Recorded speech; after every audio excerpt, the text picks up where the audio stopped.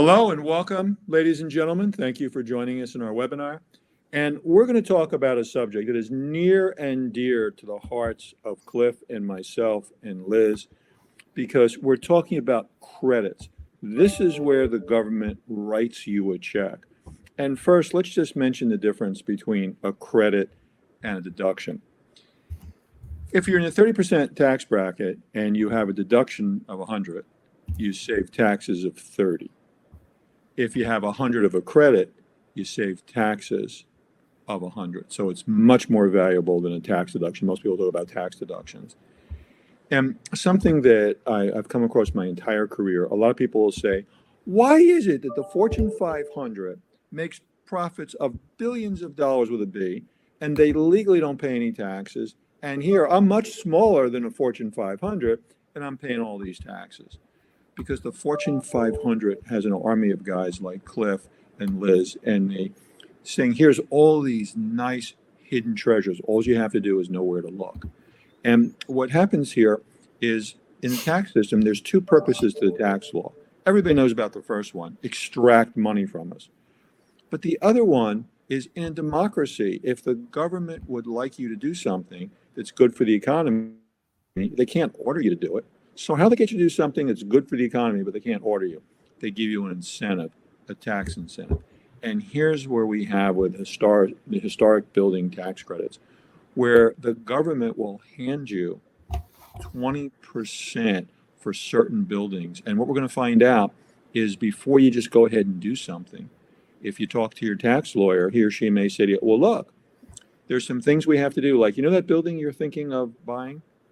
I think we could get it certified as a historic site, and then the government will write you a nice check. And there's all kinds of things, and we're going to touch on laws like passive activity losses and how to get around them and credits. But basically what this is all about is to do what you want to do with a big check from the government that you can get just for the asking. And on that happy note, I'd like to turn the floor over to my friend and colleague, Cliff Capdeville. Cliff, take it away, please. Thanks, Steve. That's a nice introduction. So what Steve Moskowitz and his crew have done for the last 35 years is figure out ways to deliver the tax benefits that the rich get to the rest of the world, to the Fortune 5 million. The Fortune 500 have their teams of tax lawyers who are scouring the tax code full time to look for tax incentives to help out their giant corporations. Most people don't have that, but what Steve has done, if you've worked with them, I see a lot of our attendees are current clients. Steve has figured out ways to deliver tax savings through tax incentives to small and medium-sized business owners. And one of the major ways those benefits are delivered are through tax credits. And tax credits are for various activities for which the government wants to see increased investment. Now, we just got through a major employment credit period. The government stepped in nicely and created several programs to promote employment and to encourage employers to keep their employees on payroll through the Paycheck Protection Program and then the Employer Retention Tax Credit Program. And they worked very well. Many jobs were saved because of those programs. In the real estate business, and so were many business owners saved. Many businesses were saved. Absolutely, the business owners were able to make payroll where otherwise they maybe could not do that. The government has programs for real estate, so we are presenting over the course of the next several weeks several programs on real estate tax credits. There's a combination of state and federal credits, which together can be combined to create really tremendous tax savings. And that's an important point too. When you talk about together, we're going to be speaking about certain credits today, but as we go on, what you're going to find out is there's a combination of benefits that you can have. And when you put the combination together, it can be a real knockout. Thanks, Cliff. Go ahead.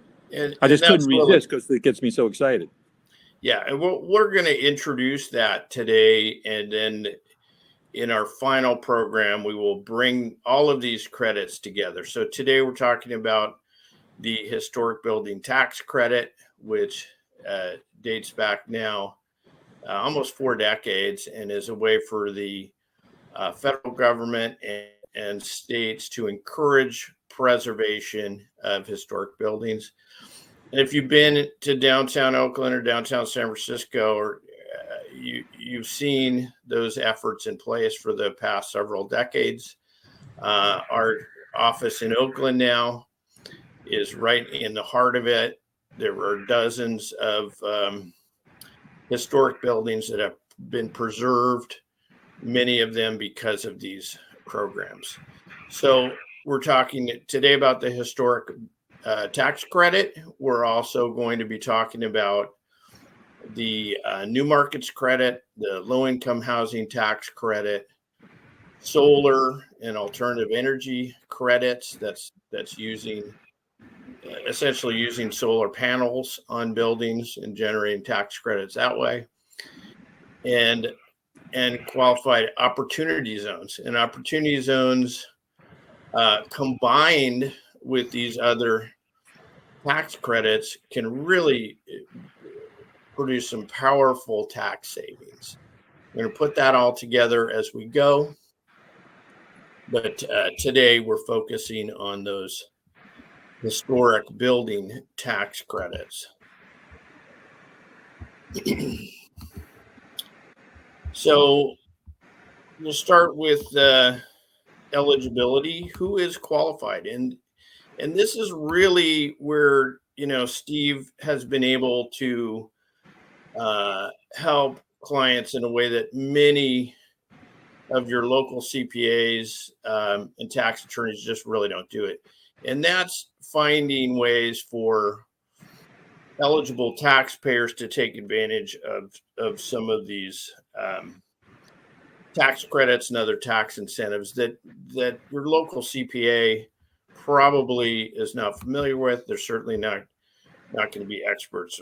And Cliff, if I can just inject there, that's the very reason that I became a tax attorney. Because when I set foot into law school on day one, I already had a bachelor's and master's degree in accounting, and I was already a practicing CPA doing taxes. But what I realized was, and again, I can't speak for every CPA in the world, but so many of them, what would happen is they basically take the numbers you have on one piece of paper and put them on another piece of paper called a tax return and say, here you go. I didn't want to be that person. I wanted to be the person like Cliff was talking about, say, hey, do you know about this? Do you know about this? Do you know about this? And just going back to very recent history, Cliff and I were both shocked when we were doing the ERC, Employee Retention Credit, where some of our clients have gotten millions of dollars and hundreds of thousands and smaller amounts too. We were shocked at so many CPAs didn't know about it, didn't touch it, didn't care about it, or a lot of times told clients they weren't eligible when in fact they were, because that's just not something that most CPAs like to do. And again, I can speak to that because I was a CPA before I was a tax attorney. Whereas we, the very, very core of our tax planning is doing all these things. We go and say, look, there's all these benefits around. The government has tremendous benefits. Cliff and I could spend the rest of our careers just telling you what they are, so we have to highlight the most important ones to you. That's what we want to talk about. That's what we do in our careers, and that's what we're doing today in this area. Cliff, back to you. Yeah, so let's talk about eligibility, Steve. Who takes advantage of these credits? Well, they're the same businesses that take advantage of every credit. These are, for the most part, the large insurance companies, the banks, major corporations. They have the teams of tax lawyers who can navigate all of this. And that's why you see the headlines with the big companies that don't pay any taxes. Well, this is how they do it. They use every bit of the tax code to their advantage. And unfortunately, a lot of smaller businesses really don't take advantage of those tax incentives because they don't know about them. They're busy trying to get work out the door. They don't have access to the kind of tax professionals that are really going to be able to direct them to these options. So good news is that the rehabilitation credit, also you'll hear historic preservation credit, historic tax credit. These are all the same thing. These are these are open for individual investors, small corporations, partnerships, and even trusts and estates. Not limited to the big companies, not limited to the banks and insurance companies who take most advantage of those. So what does that mean? That means that you or your family or a group of investors can go buy a building and take advantage of these tax credits. You don't have to be a gazillionaire to use these incentives.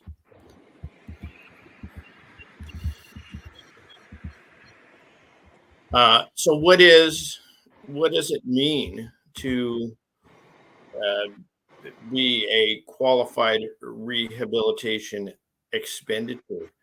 So this credit is available for expenditures on non-residential and residential real property with a class life of more than 12 and a half years. So what does that mean? That means it's not available for land, but it is available for what's called qualified improvement property, which is for the most part, interior and in some cases exterior improvements to building, to depreciable buildings. So it's not available for land, for example, but we'll see there are a lot of expenditures, including Steve's fee, which qualify for this credit. And important distinction is between the enlargement of a building versus an addition. So we'll talk about that in some detail. A building is enlarged to the extent that the total volume of a building is increased, and that is available. What is not included in the definition of a qualified rehab expense? Any expenditure in which the taxpayer is not using the straight line method. So that's a little, it requires a little explanation here. What that means is that you cannot take this credit for any expenditures that you can write off in 1 year. In other words, if it's in the nature of a repair like painting, then it's not going to be eligible for the credit. But any kind of major improvement is typically going to be eligible for the credit, whether that's 39-year depreciable property, 27 and a half, or 15-year qualified. And a lot of times you have options. You have more than one benefit. One of the things that Cliff and I do is we actually give you your options. You could do A, B, or C, but C is the best for you. And here's why. We actually do those calculations, Shay. Here's the advantages and disadvantages of doing each one. Absolutely. So it's not a cookie cutter approach. We're going to look at every option and see what makes most sense in your situation. So that, brings up a good point. So Steve, a lot of time real estate investors will say, Cliff, this seems like a lot of work. These buildings are old. Maybe they're outdated floor plans. Maybe they've got asbestos or other toxic issues. I don't want to mess around with that. I just want to tear down the property and build something new and not do any of this. And sometimes that's the smartest thing to do, right? Looking at all of the options, maybe starting fresh is the way to go. But it's always a good idea to look at all of the options, including the tax effect of the various options before you make a decision like this. And that's one of the things you look at too, is the different choices that you have. That's a big deal. It shouldn't be overlooked. Are the choices, and are they worth it? And usually they are, because a lot of times people say, oh, I don't want to be bothered this or that. And then Cliff says, well, here's how much you'd save. And the client says, where do I sign, Cliff? That's exactly right. Okay. So as I mentioned, there are some exclusions, and so some of those that you're not going to include are parking lots. So if you're thinking about a parking lot, then the historic credit is not the best option. Sidewalks, landscaping generally are not going to. Doesn't mean there aren't other options that we'll discuss separately, but not for this one. Absolutely. So that's going to be, well, the requirements to claim the credit, to Steve's point, are that the building has to be substantially rehabilitated. We'll talk about that in a little detail. And the building has been certified as a historic structure. That's a combination. Typically, that's going to be a combination of the state Office of Historic Preservation and the National Park Service registration with the. And I'd like to touch on that for just a second, because a lot of people say, well, okay, I'll take a look at the list, see what's available, and if anything interests me. But one of the other points is that sometimes you can look at some building and say, you know what, you can get this one certified. And Cliff had a client like that, and it made a tremendous difference. So it's great if you say that there's an existing one, but if there's some other building, you at least want to look, can I get this one qualified? And if you can, the tax savings, to use the fancy legal term, will be or can be beaucoup. Yeah. And then the last major requirement is that building has to be depreciable, which means it has to have some business purpose. It's either going to be used in an operating business like a restaurant, or it's a residential structure like an apartment building that's eligible for depreciation. And when is it considered substantially rehabilitated? And that's really, it's a pretty simple test. The basic rule of thumb is that you need to invest the equivalent of the current adjusted basis in it, the building. So if, to take a simple example, let's say it's the building plus land is $2 million basis. The building, it constitutes half of that. It's $1 million adjusted basis in the building. Then you would need to invest roughly $1 million into the rehab in order to qualify for this credit. There's a measurement period, and if it's a single phase rehab, that's typically going to be 2 years, 24 months. This is not calendar year. This is going to be that from the start of the project to the end is the measuring period, or $5,000. So obviously, if you're only investing $5,000, this is probably not the best tax opportunity for you. But typically, that's what will qualify, is if you invest new money equivalent to roughly the existing basis in the building. And another thing with this, until you become really familiar with it, don't fixate on anything, because what you're going to see is, you saw our slide, 24-month period. You'll see a later slide where there's an exception with a 60-month period. There's just so much here. That's why we're just so excited to present it to you, because there's just so many tax savings. Much like the Bible, ask and ye shall receive. That's what you have with these things. Yeah, absolutely. So if it's a multi-phase project, as we'll talk about, you can have up to 60 months to complete the project. So what is a certified rehabilitation? As I mentioned, that's going to be with regard to a property that's been certified by the National Park Service as a historic structure, and that information is then passed on to the IRS, which, of course, this is a program that's jointly administered by the Department of Interior, National Park Service, and the Department of Treasury. So what do you do? Just briefly, we're not going to get into the weeds on the request for certification, but it is a form that's submitted with the National Park Service, and then the Park Service will approve that and determine if the rehabilitation meets the Secretary of the Interior standards for that rehab project. And sometimes we want to bring in an expert to help the government understand why this structure qualifies. It's not just filling out a cold form. This is really putting your skill into the effort.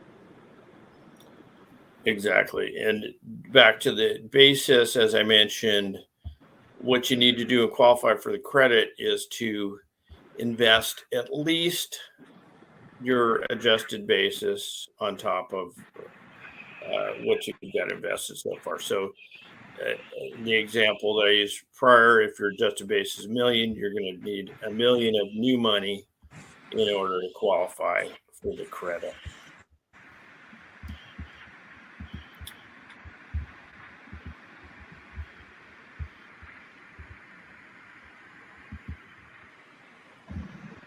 So how do you claim the credit? This is where Steve can help you. The credit is claimed on your tax return, as I said, for those years during which the rehab is taking place, and up to 5 years. So in other words, in general, the amount of the credit is 20% of the qualified rehabilitation with respect to that building.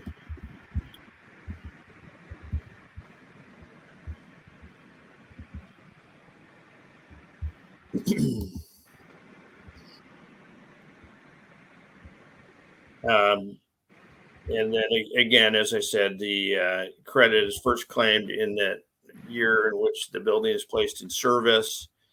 So, for example, if you've got a 2-year project that starts, let's say, mid-year 2022 and is completed mid-year 2024, then the first eligible year would be 2024, the year that it's in service. And even those things we can talk to you about, because you can have something that's partially in service. You could think of a 10-story building where 7 floors are in service and 3 are not. And another thing is planning. We help you with the planning, because later on in our presentation, you're going to see, well, what happens if you sell the building? There's a very, very short period that you have to hold on to it if you don't have to give this back. And we plan all that in, because a lot of times people, are in real estate for flipping. We say, okay, we can do that.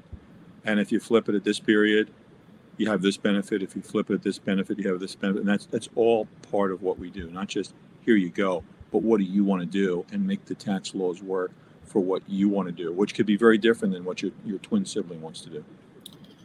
Yeah, that's exactly right, Steve. So you do need to hold the building for at least 5 years in order to take full value and get the entire credit. But if you do sell the building at any time within those first 5 years, then your credit will be prorated. And as Steve mentioned earlier, there's also the option for a phased rehab project.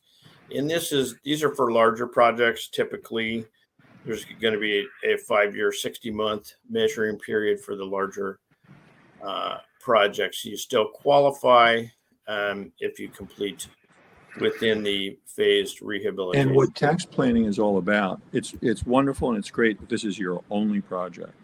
But sometimes people say, well, Cliff, I have this project and I have a business and I have this and I have this. We put them all together and we say, timing can be very important in tax. In what year do I place this in service and take the benefit? And can I have a carry back? Can I have a carry forward? Because we're not only looking to save you money on this building, we're looking to save you money on all your taxes. So it's putting it all together. That's why the planning is so very important. Not just planning for this, but planning overall and how they interrelate.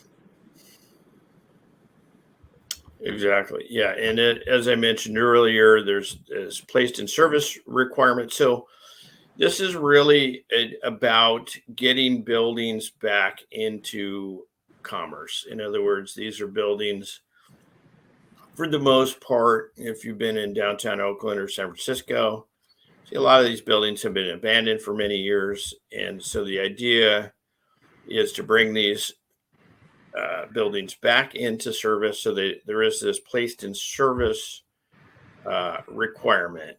And that's when the building is ready to go. Ready doesn't mean that it's actually occupied. If you've been in downtown Oakland, you know that what was supposed to be the Twitter building and other major rehab projects have been stalled out. But I guarantee you that a lot of these credits were claimed, even if the buildings are not fully occupied or even partially occupied. Just a few accounting issues we want to talk about. So, as I mentioned earlier, the credit requires that you use a straight line depreciation. So, what's interesting here is that there is essentially double dipping. So, you are a lot of credits. If you worked with us before, you'll see a lot of credits. Really, you're not allowed to double dip. In other words, if you're taking an expense, you're not also allowed a credit for the same dollars. That's not true with the historic credit. You are allowed to use straight line depreciation. It's going to be 15 years for qualified improvement property, 27 and a half years for residential construction, and 39 years for non-residential. So you do need to use one of those methods on the depreciation side, but you're also allowed a tax credit for that investment.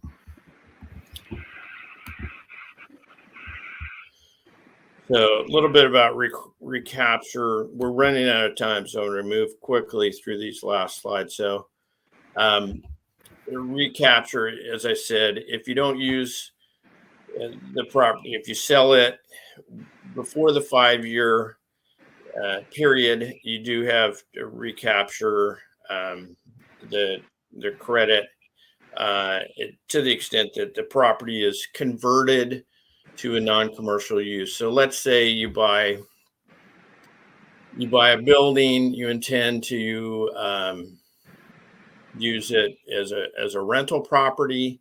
Somewhere along the line, you decide you want to move into it.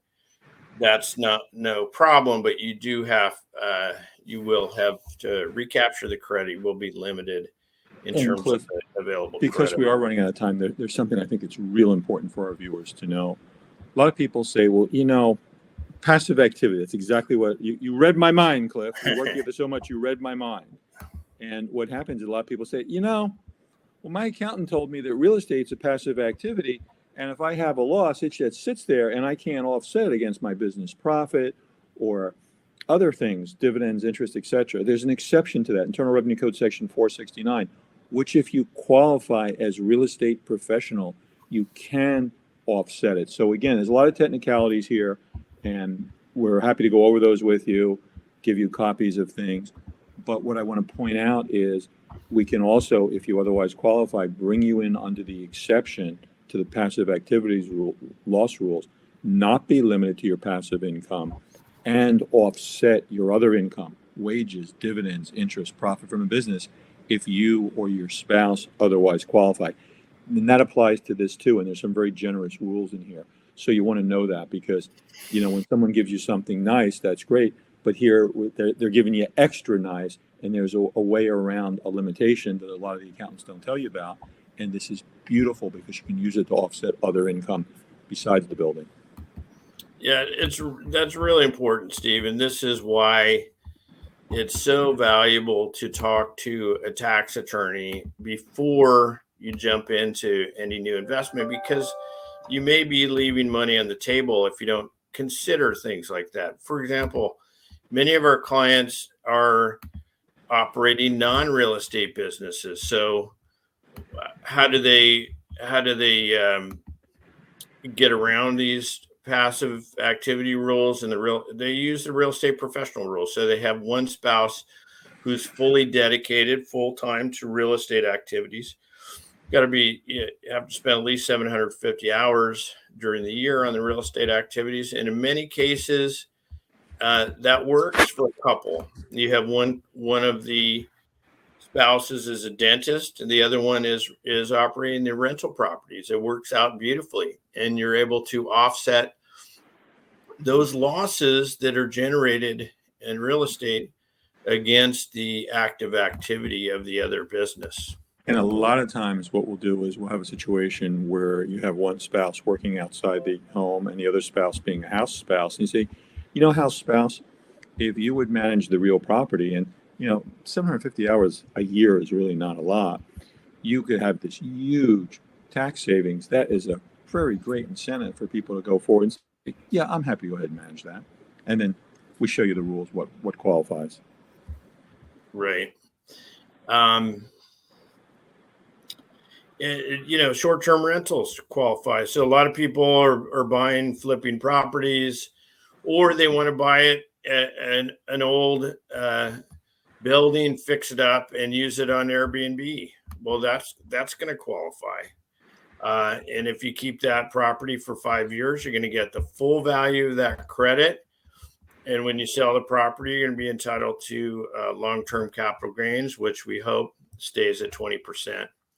But certainly short-term rentals, Airbnb type properties will qualify. Vacation home. So, like I said, as long as the primary purpose is business, it will qualify, and that holds true for vacation properties as well.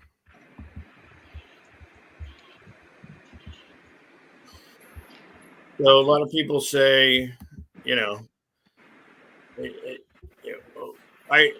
Steve, this sounds very interesting, but I'm not really ready to buy an old building and deal with asbestos and contractors and all that. Can I invest in this kind of thing and still take advantage of these credits? And the answer is absolutely yes. You can't buy or sell the credits directly, but through forming partnerships, you can absolutely take advantage of some of this. And as an investor, you will be entitled to those credits. So you don't have to be out there with the hammer at all. Then that's what discourages a lot of people. You can invest in these properties, and as long as they're being actively run as businesses, you can absolutely take advantage of these credits. And the law here is very generous to the taxpayers, and that's just a fantastic way to have the best of all worlds, where you're not swinging the hammer, but you're getting the benefits as if you were. Thanks, Steve. And we have a couple of questions. Sorry, Yeah. just before we wrap Go up. ahead, Liz. One is who can provide the adjusted basis calculations, and how does that work in providing that to the authorities as backup? Whoever prepares your tax returns do that.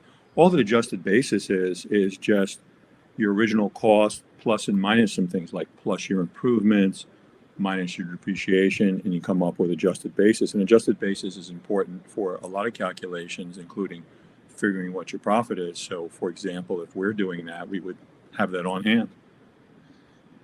Great. And then maybe just go over the benefits of long-term capital gains in this context.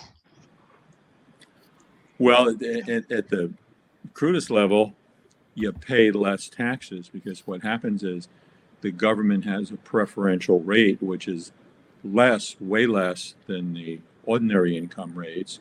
So by holding the property for just a little bit of time, you wind up paying much less in taxes, the difference between long-term capital gains and short-term capital gains. Great. And if anybody has any additional questions or something comes up, you're going to receive a copy of this recording. And feel free to email us or give us a call or visit our website at moskowitzllp.com. Thanks, Liz. Mhm. Okay. Well, thank you, everyone. Thank you, Steve and Cliff. Always a pleasure. We love talking about taxes and showing people that they can save all kinds of money at the expense of Uncle Sam. Thanks, Liz. Thanks, Stephen. And for our audience, absolutely send us any questions that you have in an email. Should have access to my email, Steve's email.